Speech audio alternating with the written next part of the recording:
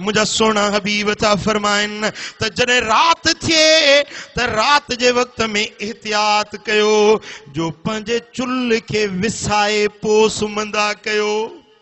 ॾीओ ॿरंदड़ हुजे त उझाए पो सुम्हंदा कयो।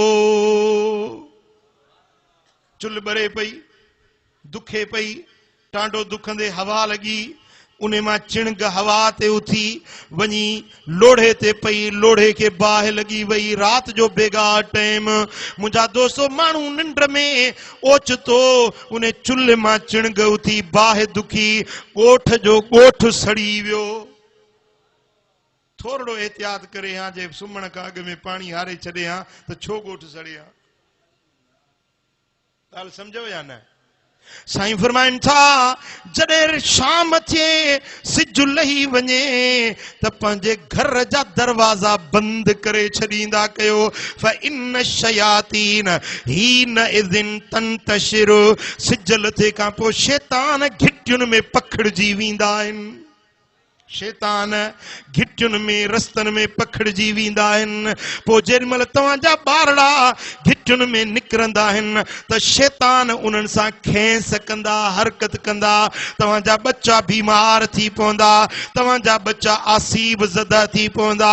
इन जे करे साईं फरमाइनि था एहतियात इहो आहे जो तव्हां सिज लथे खां पोइ पंहिंजा दर बंदि करे छॾियो, बच्चनि खे ॿाहिरि निकिरण न ॾियो। हाणे बरोच का ॿार रांद ते निकिरंदा ई सिज लथे खां पोइ। मां ॾिठो आहे न घणनि ॻोठनि में मां वियो आहियां, सिज लहंदो ऐं घिटियुनि में रड़ियूं दाहूं धमचर ॿारनि जो शुरू थी वेंदो आहे या न?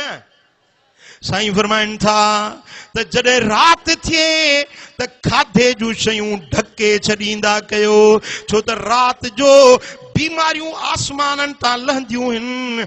जेकी थाम खुलियल हूंदा, बर्तन खुलियल हूंदा, खाधे जूं शयूं पीअण जूं शयूं जेके खुलियल हूंदियूं आहिनि उन्हनि में बीमारियूं लहंदियूं आहिनि। पोइ उन खाधे खाइण सां, उन पाणी पीअण सां तव्हां बीमार थी पवंदो।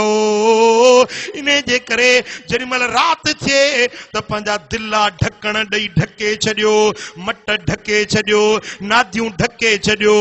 मुंहिंजा दा फ्रिज जो दरवाज़ो बंदि करे छॾियो, गैस जो चूल्हो उझाए छॾियो, चुल्ह ॿरंदड़ा त पाणी हारे विसाए छॾियो, गैर ज़रूरी बत्तियूं विसाए छॾियो।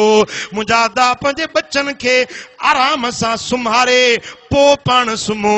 जे सियारे जी मौसम आहे त पंहिंजे बच्चनि जे मथां जेकॾहिं सवड़ नाहे, रली लही वई आहे त उहा रली पाण पंहिंजे हथनि सां विझो। इहो बि 10 नेकियुनि जो सवाब आहे।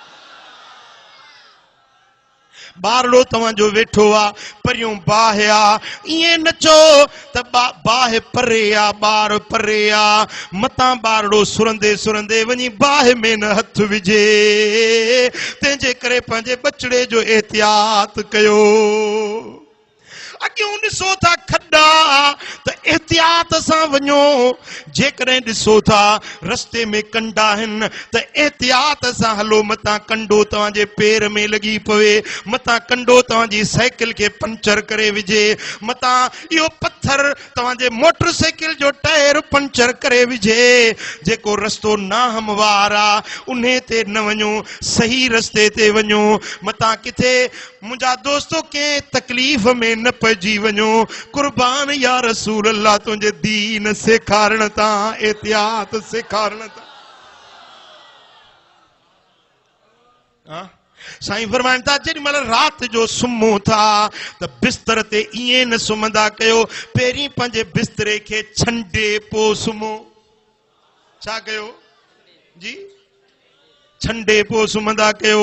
मतां को जीत हुजे, मतां को नांग हुजे, मतां को विछू हुजे, मतां को ईज़ाईंदड़ जानवर पियल हुजे, तव्हां पंहिंजे बिस्तरे खे छंडे पोइ